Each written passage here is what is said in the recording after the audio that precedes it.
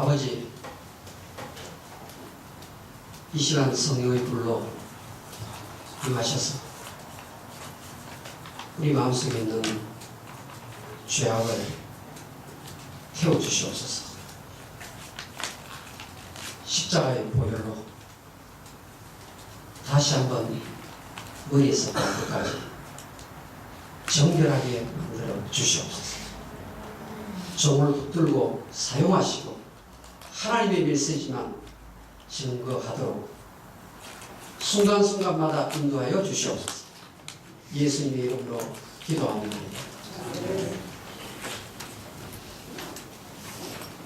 오늘은 우리 박수 치시는 하나님, 이런 제목으로 하나님 말씀을 생각해 보겠습니다. 우리가 지금 오늘 읽은 마태복음 5장 3절은 산상수훈이라는 예수님의 삼위에서 가르치신 아주 보배로운 말씀 중에 처음에 나오는 메시지예요. 그런데 산상보훈은 마태복음 5장 1절에 예수님께서 산에 올라가십니다. 근데 8장 1절에 보니까 산에서 내려오세요. 그러니까 마태 5장, 6장, 7장에 예수님께서 산에 계셨다는 것을 알 수가 있습니다.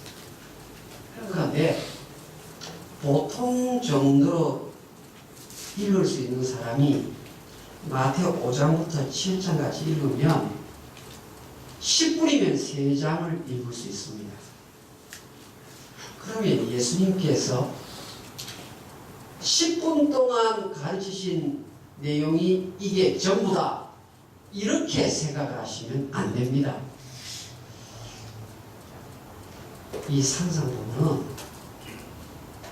예수님께서 보통 부흥 집회 하시면요, 최소한 3일씩 이렇게 시작합니다. 우리 한국에서 부흥 집회하면 우리 한 주간 하잖아요. 그죠? 우리 옛날에 우리 선배들, 우리 지금부터 몇십 년 전에 심령 부흥회, 부흥 상인회 하면요, 일주일씩 합니다. 예수님께서도 이 제자들을 데리고 모아서 가르치실 때 이 10분 동안만 이거 가르치신 게 아니에요. 예수님께서 부흥 상인 인도하실 때 최소한 3일씩, 5일씩 이렇게 하시는 거예요. 하시는데 마태라는 사람이 부흥의 시작부터 끝난 이후에 예수님께서 하신 말씀을 정리를 해보니까 그게 마태복음 5장부터 7장까지랍니다. 마태복음 15장, 제가 증거를 보여드릴게요. 마태복음 15장 한번 열어봅시다. 마태복음 15장, 우리 예수님 스타일이 어떤 스타일인지 마태복음 15장 32절 한번 열어봅시다. 마태복음 15장 32절. 예수께서 제자들을 불러 이르시되 내가 무리를 불쌍히 여기노라. 그들이 나와 함께 있은지 이미 사흘임에 먹을 것이 없도다. 길에서 기진할까 하여 풍겨 보내지 못하겠노라. 지금 이것은 3일짜리 부흥 집회예요. 3일짜리. 그러니까 예수님께서 한번 가르치시면 며칠씩 하세요. 그런데 이 산상수훈은 며칠씩 하시는 예수님의 가르치심을 이 마태라는 제자가 기억을 했다가 설교, 티칭을 이렇게 요약을 한 거예요. 그러니까 마태복음, 실제 예수님께서는 마태복음 5장 3절에 심령이 가난한 자는 복이 있나니 천국이 저희 것이며 이 말씀을 하시고 꽤 많은 살을 붙였을 거예요. 그런데 이 마태라는 사람은 컨덴스, 함축적이고 요약적인 말씀만 추려가지고 요 10분 만에 읽을 수 있는 이 부분을 다 담은 겁니다.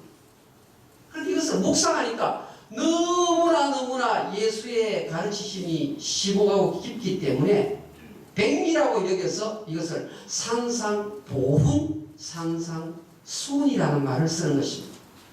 그런데 예수님께서 이 산상수훈을 전할 때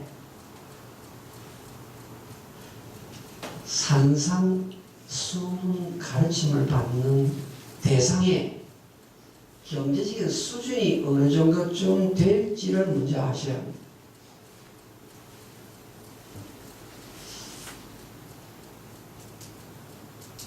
제가 학교에서 학생들이 숙제를 낼 때 이런 숙제를 냅니다. 마가복음 1장부터 신정사에 나오는 모든 화폐를 한번 다 조사해서 가져오시오. 이 숙제를. 혹은 마태복음 1장부터 28장 사이에 나오는 모든 돈을 전부 다 찾아서 적어서 가져오십시오. 이렇게 해서 숙제를 합니다. 그래서 교회 성경 공부에서는 잘 할 수 없는 내용이죠. 이렇게 하면 무엇을 알 수 있는가 하면요. 마태복음 안에 나오는 돈을 보시면 100불짜리가 수천 장이 나옵니다. 50불짜리, 20불짜리, 10불짜리, 5불짜리, 1불짜리가 많이 나오는데 100불짜리가 제일 많이 나오는 내용이 마태복음이에요. 그런데 마가복음에 나오는 돈을 조사해보면요. 100불짜리가 10장도 안 돼요. 그 다음에 50불짜리 한 몇 장 나오다가 20불, 10불, 5불 동전 많이 나와요. 이게 무슨 말인가 하면요. 마가복음에 나오는 청중들은 아프리카 교우들이에요. 아프리카 교우들. 마태복음에 나오는 마태 목사님의 설교를 듣는 사람은 오늘 미국에 사는 우리들을 말하는 거예요. 그러니까 돈이 굉장히 많이 오고 가는 그런 커뮤니티란 말입니다. 이 마태복음을 받는 성도들이 집단이. 자, 오늘 지금 심령이 가난한 자는 복이 있다고 지금 말씀을 하시는데 사실은 오늘 미국 산 우리들에게 예수님이 하신 말씀과 똑같다는 말입니다. 지금 이 사람들이 부자예요, 부자. 여러분 가는데 목사님 사실은 부자 아닌데 왜 자꾸 부자라고 말합니까? 미국에 사시면 부자예요, 여러분. 여러분 지금 떼거리가 없어서 내일 아침 대접 가지고 쌀뚜기 가서 쌀을 들면서 쌀 이것밖에 안 남았는데 이런 건 없잖아요. 그러니까 지금 돈이 꽤 있는 여유가 있는 사람들에게 예수님이 설교를 하시는데 가르침을 주시는 제일 첫 번째 내용이 심령이 가난한 자가 복이 있다. 이런 말씀이십니다.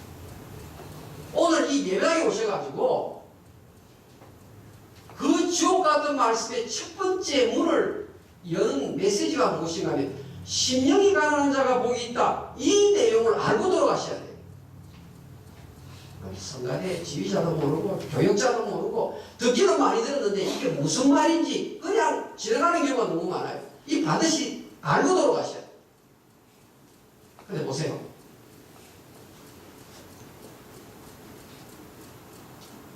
가난한 자가 복이 있다? 그렇게 말씀하신 것도 아니에요. 부자는 복이 없다. 그렇게 말씀하신 것도 아니에요. 예수님께서 심령이 가난한 자가 복이 있다. 도대체 이게 무슨 말씀인가 하는 것입니다. 심령이 가난한 자가 복이 있다. 그런데 심령이 부유한 자가 복이 있다. 그러면 조금 이해를 할 수 있을 것 같은데 심령이 가난한 자가 복이 있다. 왜 하필 예수님께서 주옥 같은 말씀의 첫 번째 시작을 이렇게 하실까? 궁금하지 않습니까? 도대체 심령이 가난한 말이 무슨 뜻일까? 마가복음 10장 25절에 보면 여러분 안 찾으셔도 됩니다. 이 낙타가 바늘구멍으로 지나가는데 그게 쉽습니까? 어렵습니까? 낙타가 바늘구멍으로 지나가는 것은 거의 다 불가능한 내용 아닙니까? 그런데 낙타가 바늘구멍을 통과하는 거예요. 예수님이 하시는 말씀은 아니 낙타가 어떻게 바늘구멍을 통과할까? 그러면서 뒤에 예수님이 한마디 설명을 붙이세요. 부자가 천국 들어가는 것보다 낙타가 바늘구멍으로 통과하는 것이 더 이지다, 더 쉽다. 이래야 아니 세상에 이게 어떻게 가능할까? 아니 부자가 천국 들어가는 것보다 낙타가 바늘구멍 통과하는 것이 더 쉽다라고 예수님 말씀하시는데 이게 도대체 무슨 말일까? 과연 낙타 차가 바늘구멍 통과하는 이 시험을 통과한 부자가 있는가? 있습니다, 여러분. 그게 누구인가요? 아브라함이에요, 아브라함. 이 아브라함은요, 엄청난 부자입니다, 여러분. 아브라함의 양떼, 소떼가 얼마나 많습니까? 아브라함이 부자예요. 그런데 하나님께서 100세에 얻은 아들 이삭을 모리아 땅에 있는 산에 번제물로 불을 태워가지고 바치라, 이렇게 명령한 겁니다. 여러분, 다른 건 몰라도 100세에 얻은 그 독자 아들 하나밖에 없는데 이 아들을 불을 태워서 하나님 앞에 바쳐라. 여러분, 부모 입장에서 할 수 있겠습니까? 저 얼마 전에 저 아내하고 차를 타고 가다가 어떻게 해서 이 말이 나오는지 모르지만요, 제가 만약에 강물에 떠내려가고 제 아들이 떠내려갈 때 당신이 한 명만 건진다 그러면 누구를 건지리라 그랬더니 저 아내가 당연히 아들을 건지죠. 저 좀 섭섭하지만 기분이 괜찮은 것은 그래도 이 아들을 귀하게 여기구나, 그거잖아요. 모든 부모가 다 자식을 귀하게 여기는 거예요, 생명보다. 그런데 아니 왜 나는 또 안 건지느냐 그랬더니 목사님은 꽤 많이 살았기 때문에 괜찮습니다 그러는 거예요. 아무튼 핵심이 무엇입니까? 아들 하면은 딸하면 이게 지금 너무너무 귀하단 말입니다.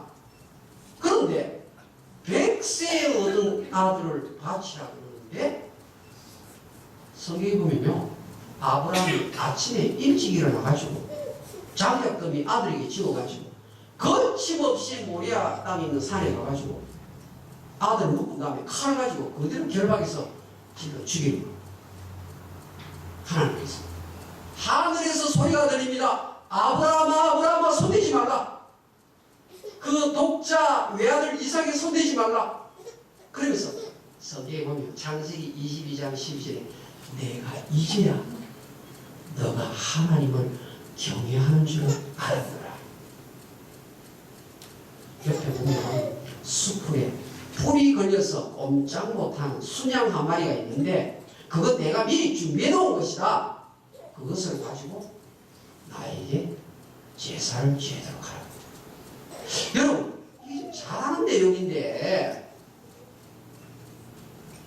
어떻게 이것이 지금 심령이 가난한 자하고 연결이 될까 궁금하지요? 보세요.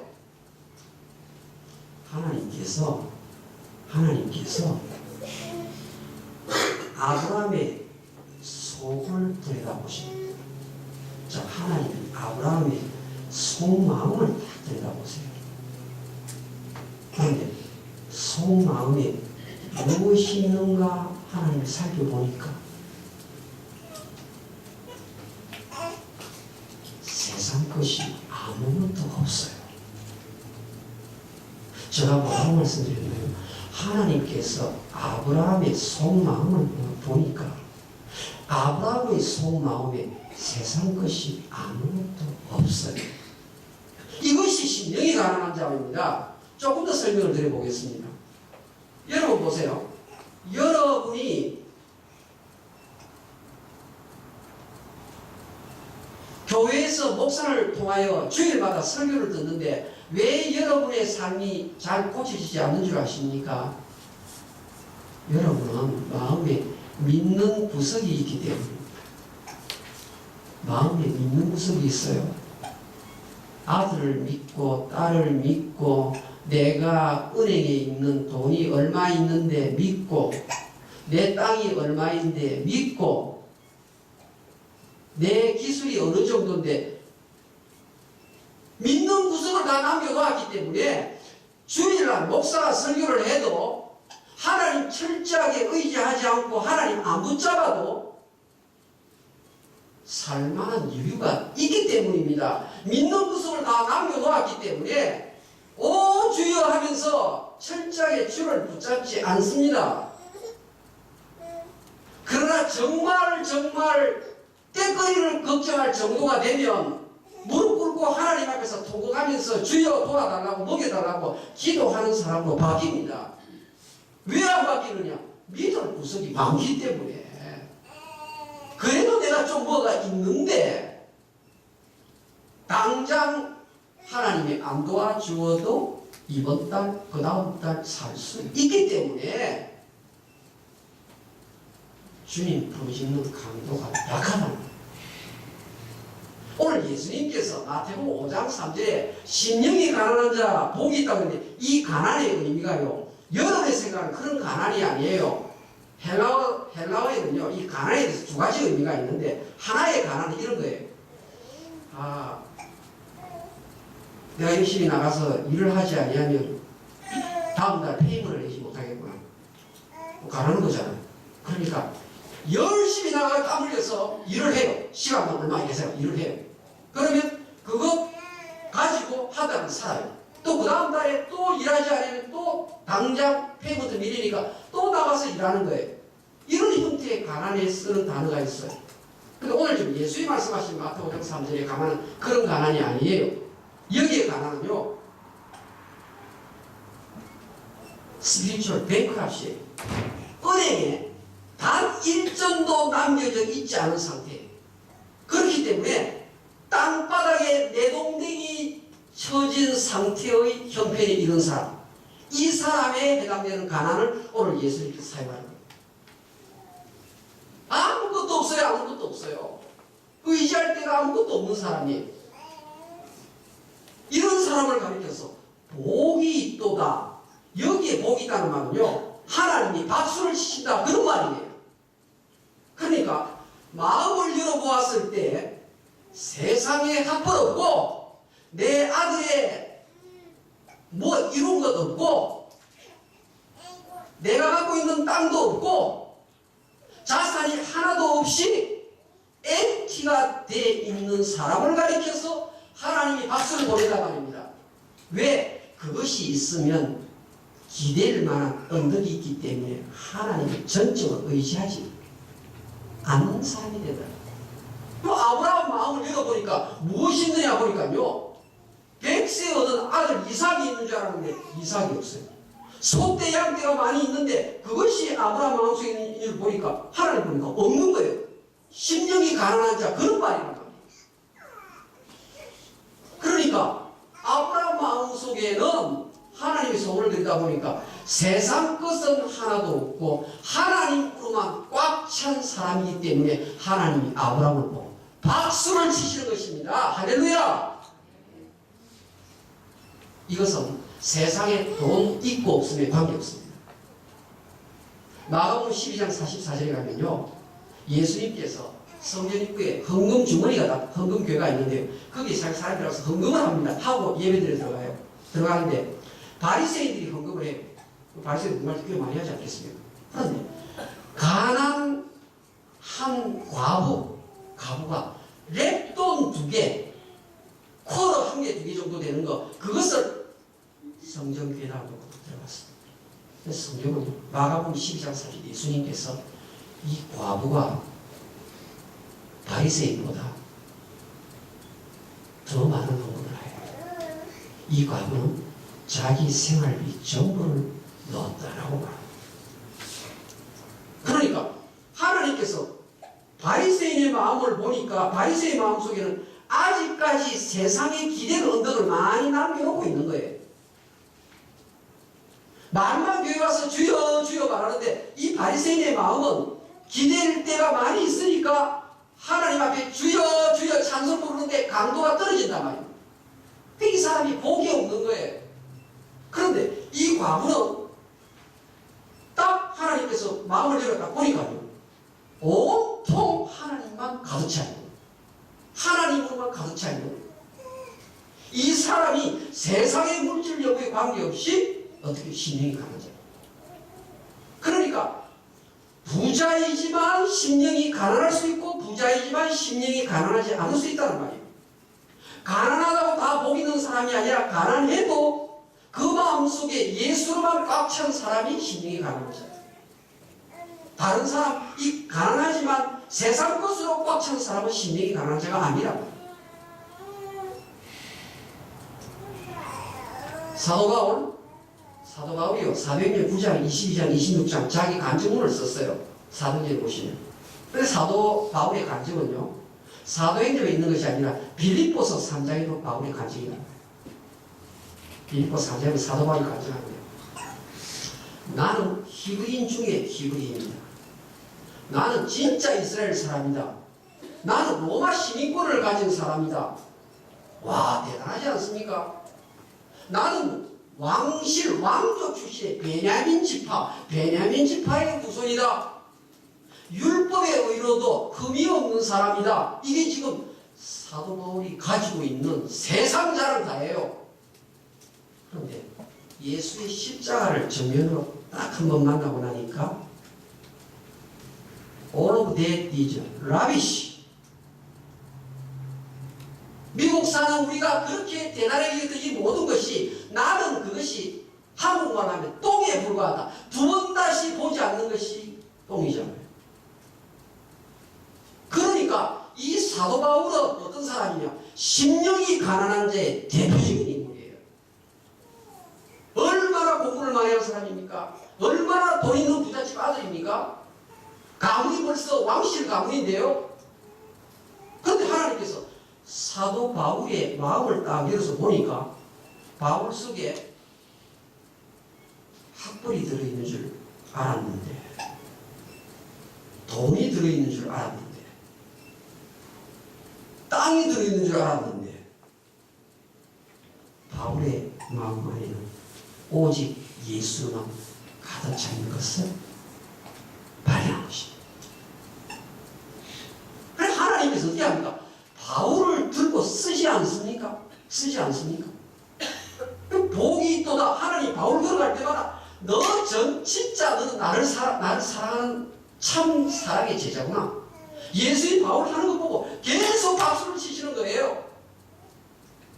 그런데 믿을 구석을 남겨놓고 교회 와서 주여 하고 돌아가서는 믿을 구석 남겨놓고 그거 꺼내가지고 쓰니까 능력이 안 나타나는 거예요. 여러분, 열왕기하 18장 21절에 가면요, 세상 끝 기대의 언덕을 남겨놓은 것을 가리켜서 뭐라고 말하는가 하면요, 상한 갈대 지팡이를 의지하는 것과 똑같다고 했습니다. 왜 여러분들이 헌신을 못하는 줄 아십니까?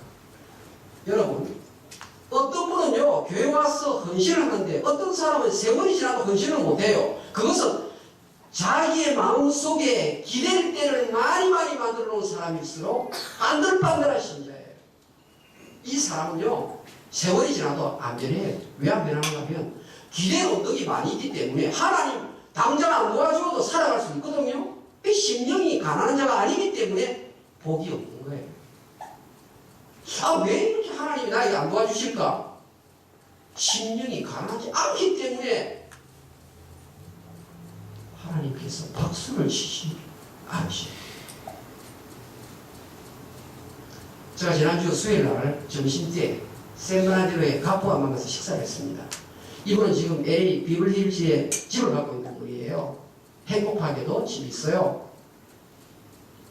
저하고 식사를 하면서 목사님, 저 이민생활 36년인데요. 욥기 1장에 하나님께서 한번 저에게 태풍을 불어가지고 모든 것을 다 쓸어가시고 그랬어요.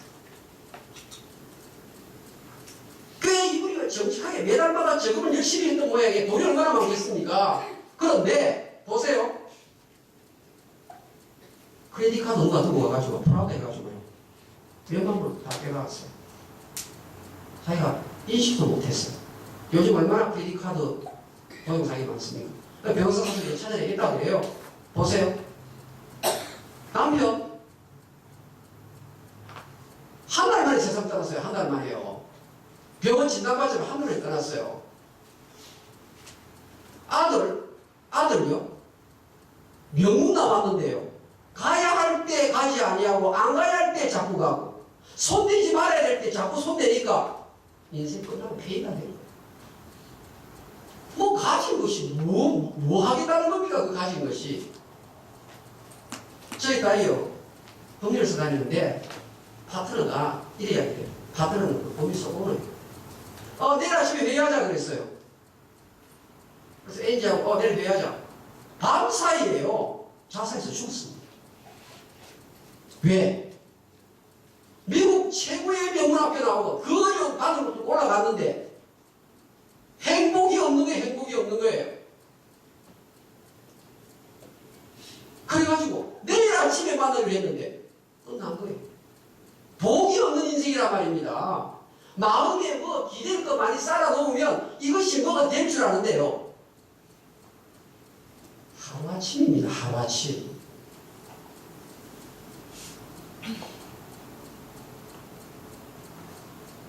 그리고 성경은요 이렇게 이야기를 합니다.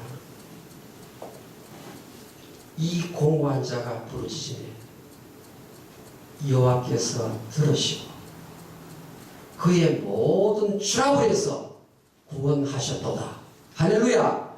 이 공고한 자가 어떤 자가 시편 34편 6절인데요. 이 공고한 자가 심령이 가난한 자라고 성경에 번역되어 있어요. 심령이 가난한 자는요, 내가 기도하면 하나님이 들으신다 이렇게 되어 있는 거예요. 심령이 가난하지 않냐고 마음에 기댈 것을 많이 쌓아놓은 사람은 기도해도 안 들으세요. 그러니까 환난 속에 있는데 하나님이 건져줘야 되는데 안 건져주시는 거예요. 시편 34편 6절 다 읽어보세요. 찾아봅시다. 시편 34. 다윗이 하나님께서 구하시는 제사는 상한 심령이라고 그랬어요. 시편 34편 다 읽어봅시다.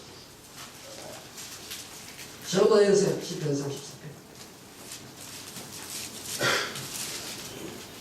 시편 34편 6절 디스포맨이에요. 다시 해서 시편 34편 6절 시작. 이 공고한 자가 보시니 여호와께서 들으시고 그의 모든 환난에서 구원하셨도다. 할렐루야. 어떤 사람이 심령이 가난한 자입니까? 하나님께서 내 마음을 열고 나를 보셨습니다. 세상 것은 empty. 아무것도 자식도 없고 돈도 없고 땅도 없고 나의 실력도 없고 아무것도 없고 하나님으로만 예수님으로만 꽉 채워진 사람. 이 사람을 향하여 하나님께서 지금도 박수를 치시는 줄 믿습니다. 기도하겠습니다.